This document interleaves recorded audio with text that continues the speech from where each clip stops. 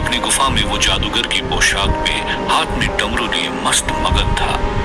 Master ऐसा ही विचित्र था, अपनी हार को भी जश्न की तरह मनाता था। डमरू बजाते हुए उसने एक चूहे की तरफ देखा जो अपने ही पिंजरे में मिनमिना रहा था। मास्टर ने चूहे से कहा, क्या जिंदगी है तेरी भी, छुप के रहता है, बस खाने की सोचता है। देख वो देख, तेरे मास्टर ने तेरे लिए बढ़िया से खाने का इंतजाम किया है। कुछ ही दूरी पर उस चूहे का मनपसंद व्यंजन रखा था। मास्टर ने पिंजरे का दरवाजा खोला और कहा, जा, आज तेरा दिन है, जो खाना है खा। पर चूहा पिंजरे से निकलने को तैयार नहीं था। ये खासियत होती है चूहों में, वो मुसीबत को झट से महसूस कर लेते हैं। मास्टर ने चूहे से कहा, रिस्क है तो जिंदगी है, सोच ले, या तो भूखा इस पिंजरे में मर जा या फिर जी ले जिंदगी अपनी पसंद का खाना खाकर। अब फैसला तेरे हाथों में है।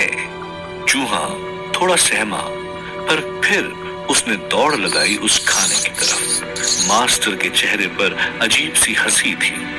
इससे पहले कि चूहा अपने खाने तक पहुंच पाता, उड़ता हुआ एक चमगादड़ आया और चूहे को उठाकर उसे खा गया। मास्टर जोर जोर से डमरू बजाकर नाचने लगा और कहने लगा, यही तो जिंदगी की पहेली है, कौन किसका शिकार बनेगा कोई नहीं जानता। बेचारे राहुल के साथ भी यही होगा, उसे लगेगा वो मास्टर का शिकार करने आ रहा था, पर असल में तो शिकार उसी का होगा, है ना? मास्टर का खेला मिटा देगा सपनों का मेला।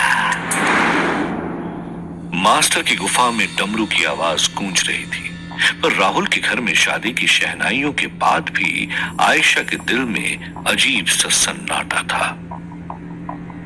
आयशा अपने पति राहुल के सामने खड़ी थी। उसके मन में हलचल थी, कहीं ये राहुल के अंदर का शैतान आज रात उसे भी अपना शिकार न बना ले। किस्मत की भी अजीब रीत थी। अपने प्यार से शादी करने के बाद भी आयशा उसे अपने सीने से लगाने में हिचक रही थी। फिर भी हिम्मत करके आयशा ने राहुल से पूछा, तुम्हें क्या लगता है राहुल, पंडित जी के भांजे की मौत कैसे हुई होगी? सुहागरात में खून खराबे की बात सुनकर राहुल चौंक गया था। राहुल ने कहा, शायद हार्ट अटैक आया होगा, आजकल तो किसी को भी हार्ट अटैक आ सकता है। आयशा राहुल की बातें ध्यान से महसूस कर रही थी। ये तो साफ था कि राहुल कुछ छुपा नहीं रहा था। शायद उसे भी नहीं पता था कि उसके अंदर एक शैतान ने उस लड़के के साथ क्या किया। और तभी राहुल अचानक से बिस्तर पर गिर गया और कहा, सुबह से तुम लोगों ने जो कहा मैंने किया, लेकिन अब सबसे पहले मुझे ये जानना है कि मेरे साथ क्या हुआ था। आयशा राहुल को उसकी मौत और आगे की बात नहीं बताना चाहती थी। वो राहुल को बताने की हिम्मत नहीं कर पा रही थी कि उसके साथ साथ उसके अंदर एक शैतान भी वापस आ गया है इस दुनिया में। आयशा हिम्मत करके राहुल के पास बैठती और पूछती है, तुम्हें क्या याद है राहुल? राहुल सोच में पड़ जाता है और कहता है, हर याद धुंधली है, तुम याद हो, माँ याद है, पर बाकी सब जोर देने पर भी कुछ याद नहीं आ रहा है। मुझे तो ये भी नहीं पता था कि आज हमारी शादी है। जिस आयशा से मैं इतना प्यार करता हूँ वो मेरी हो चुकी है। ये कहते ही अचानक से राहुल ने आयशा को अपनी बाहों में भर लिया और उसे चूमने की कोशिश करने लगा। आयशा का बदन भी राहुल की बाहों में पिघलने लगा। आयशा सब कुछ भूलकर राहुल से लिपट गई थी, और तभी आयशा की आंखें राहुल की आंखों से मिली। राहुल की आंख सुर्ख लाल थी। ये देखकर आयशा दंग रह गई और उसने राहुल को धक्का देकर पलंग से गिरा दिया। राहुल आयशा के इस व्यवहार से चौंक गया था। राहुल ने कहा, आयशा, अब तुम मेरी पत्नी हो, क्या मैंने कुछ गलत किया? राहुल की आंखों से वो लालपन गायब हो चुका था। आयशा अभी भी दुविधा में थी। राहुल कुर्ता उतारकर आयशा की तरफ बढ़ा और उसे अपनी बाहों में जकड़कर आयशा के कपड़े उतारने लगा। जैसे जैसे राहुल उत्तेजित होता जा रहा था, उसकी आंखें लाल होती जा रही थी। आयशा भी खुद को रोक नहीं पा रही थी, पर इस वक्त उसे राहुल के स्पर्श से ज्यादा उस शैतान का डर था जो धीरे धीरे बाहर आ रहा था। आयशा ने दोबारा राहुल को खुद से दूर किया और कहा, नहीं राहुल, आज नहीं, कल सुबह हमें जल्दी निकलना है, इसलिए बेहतर होगा कि हम दोनों सो जाएं। राहुल ने कहा, सुहाग रात में भी कोई सोता है क्या? और आखिर जाना कहाँ है हमें और क्यों? आयशा ने कहा, वो काम खत्म करने जिसकी शुरुआत तुमने ही की है। राहुल ने गुस्से में कहा, पहेलियां बुझाना बंद करो आयशा, मुझे बताओ सच क्या है, क्यों तुम मुझसे भाग रही हो? तुम्हें अपने सामने इस तरह देखकर मैं खुद को रोक नहीं पा रहा हूं, बस आज रात तुम खुद को मुझे सौंप दो, कल से जो कहोगी मैं करूंगा। आयशा तुरंत समझ गई थी कि ये राहुल नहीं है। राहुल ने आज तक आयशा की मर्जी के बिना उसे कभी नहीं छुआ था, और यही होता है सच्चा प्यार, जो अपने साथी की हाँ के बिना कदम आगे नहीं बढ़ाता। राहुल के जिस्म के अंदर का वो शैतान था जो आयशा को पाना चाहता था। आयशा जानती थी कि अकेले रात भर वो राहुल के साथ इस कमरे में सुरक्षित नहीं रह पाएगी, इसलिए उसने पहले से ही किसी को चुपके से फोन कर दिया था, और तभी दरवाजे पर किसी के आने की दस्तक होती है। राहुल हैरान होकर पूछता है, इतनी रात को कौन आया है? आयशा तुरंत दरवाजा खोलती है तो लेखा ठीक उसके सामने खड़ी थी। लेखा आयशा को आधे कपड़ों में देखकर समझ गई थी कि यहाँ क्या हो रहा था। लेखा की कमर पर बंधे उस पोटरी में था नरक दूत। राहुल ने लेखा की तरफ देखकर कहा, मैं सुबह से तुम्हें देख रहा हूँ, ऐसा लग रहा है तुम्हें अच्छे से जानता हूँ, तुम्हारी शक्ल भी देखी हुई है, बस कुछ याद नहीं आ रहा है। लेखा अंदर आते ही दरवाजा बंद कर देती है और राहुल से कहती है, तुम्हें सब याद आ जाएगा राहुल, सब कुछ, बस थोड़ा इंतजार करो। राहुल ने कहा, मैं तो इंतजार कर लूंगा, पर तुम यहाँ क्या करने आई हो? जानते नहीं आज मेरी सुहाग रात है। आयशा ने कहा, वो राहुल तुम जानना चाहते थे ना कि कल सुबह हमें कहाँ जाना है, तो ये तुम्हें लेखा समझा देगी। राहुल ने मुंह बनाते हुए कहा, जो समझाना है जल्दी समझाओ, मेरी बीवी मुझसे ज्यादा देर तक दूर नहीं रह सकती। लेखा को ये सब सुन के गुस्सा तो आ रहा था, पर वो जानती थी कि राहुल को उसकी पहली शादी के बारे में शायद कुछ याद नहीं। उसे याद दिलाने के लिए लेखा को ही कुछ करना पड़ेगा, पर इससे भी ज्यादा जरूरी था राहुल को समझाना, वो बात बताना जो मोहनजोदाड़ो के उस प्राचीन मंदिर में घटी थी, जिसका सच लेखा ने आयशा को भी नहीं बताया था। जब राहुल और आयशा उत्सुक होकर लेखा की बातें सुन रहे थे, रात के उस घने अंधेरे में दो पांव चलते हुए पुलिस थाने आ चुके थे। ये थे पंडित जी, जिन्हें अपने भांजे की मौत का कारण अब तक सता रहा था। पंडित जी ने कांस्टेबल से कहा, एक मौत हुई है अजीब सी, उस घर में जहां कोई शैतानी शक्ति थी। कांस्टेबल पंडित की बात सुन के हंसने लगा और कहा, अरे ओ पंडित जी, ये कैसी कहानी सुना रहे हैं, वो भी इतनी रात को? पंडित ने कहा, ये कोई कहानी नहीं, सच है।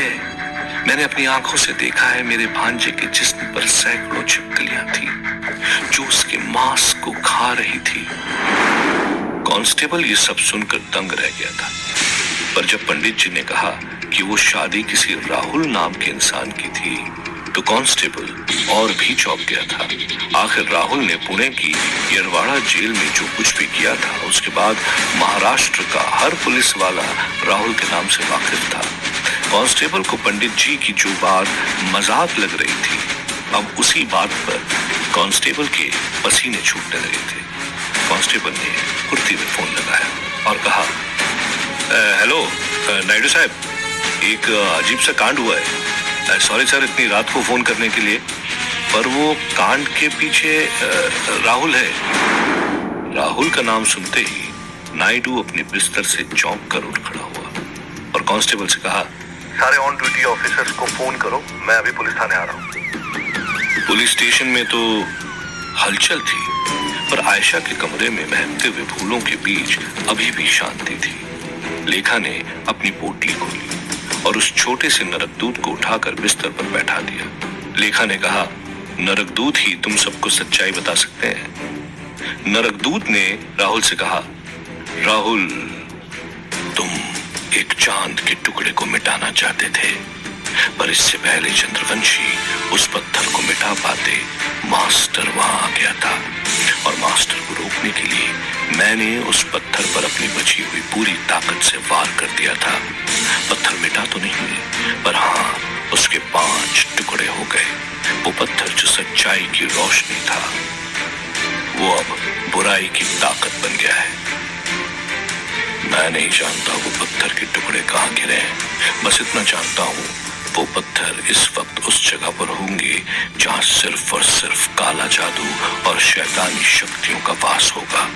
अगर इस दुनिया को बचाना है तो हमें मास्टर से पहले उन पत्थर तक पहुंचना है, और तुम ही हमें उन पत्थर तक पहुंचा सकते हो। राहुल ने चौंकते हुए पूछा, मैं कैसे उन पत्थर को ढूंढ सकता हूँ? नरकदूत ने हंसते हुए कहा, राहुल, अभी तुम्हें पता नहीं, पर तुम्हारे अंदर कुछ अजीब सी शक्तियां हैं। तुम बस अपनी आंखें बंद कर उन शक्तियों को महसूस करने की कोशिश करो। राहुल को कुछ समझ नहीं आ रहा था, पर उसने ठीक वही किया जो नरकदूत ने कहा। फिर भी राहुल को कोई रास्ता नहीं दिखा। राहुल हताश था, उसे गुस्सा आ रहा था। तभी तीनों ने राहुल की आंखें लाल होते हुए देखी। नरकदूत ने वक्त रहते ही राहुल से कहा, कोई बात नहीं राहुल, मैं जानता हूँ कि हमें कहाँ से शुरुआत करनी है। आयशा ने पूछा, कहाँ से?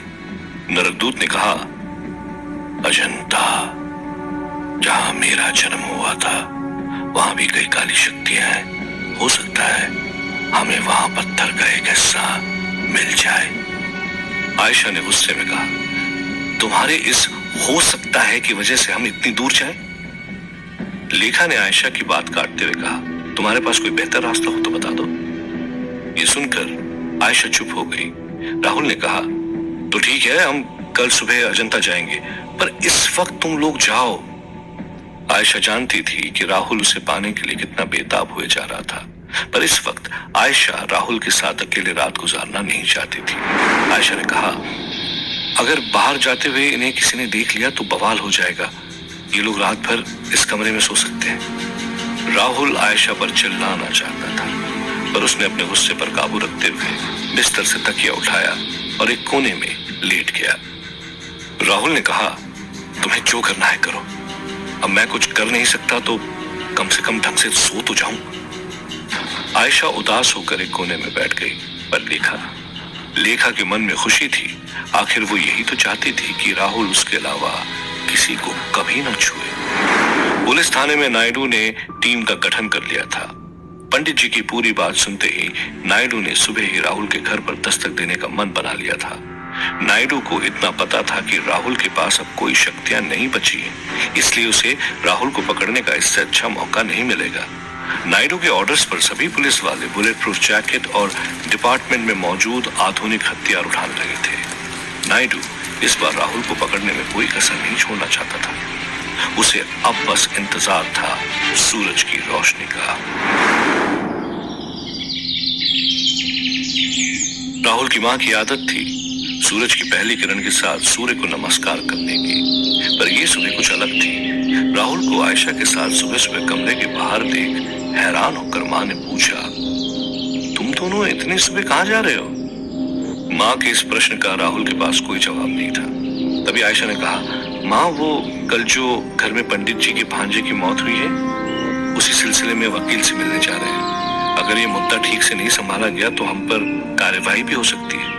तब तक लेखा भी हाथ में पोटली लिए बाहर आ गई थी। मां ने लेखा को देखकर पूछा, ये भी तुम्हारे साथ जाएगी? राहुल ने कहा, हाँ मां। राहुल ने अपनी मां के पांव छुए और आशीर्वाद दिया। मां की आंखें नम थी और वो बस यही कह पाई, जल्दी से वापस आ जाना बेटा, तेरे बिना मन नहीं लगता। राहुल ने अपनी मां से वापस आने का वादा किया और वहां से निकल गया। कार में राहुल की ड्राइविंग सीट पर बैठते ही लेखा आयशा से आगे पहुंचकर राहुल की बाजू वाली सीट पर बैठ गई। आयशा ने कहा, लेखा, तुम पीछे बैठ जाओ, पर लेखा ने सिर हिलाते हुए कहा, मुझे पीछे अजीब सा लगता है, इसलिए मैं यहीं ठीक हूं। आयशा समझ गई थी कि लेखा राहुल के दिल में जगह बनाना चाहती है। इस बार तो आयशा ने कुछ नहीं कहा, पर वो जानती थी कि उसे लेखा पर कड़ी नजर रखनी होगी। वो अब किसी भी कीमत पर अपने प्यार को दोबारा खोना नहीं चाहती थी। राहुल तेजी से अपनी कार सुबह की खाली सड़कों पर दौड़ा रहा था। उसे अंदाजा भी नहीं था कि नायडू की पुलिस टीम उसकी कार के पीछे थी।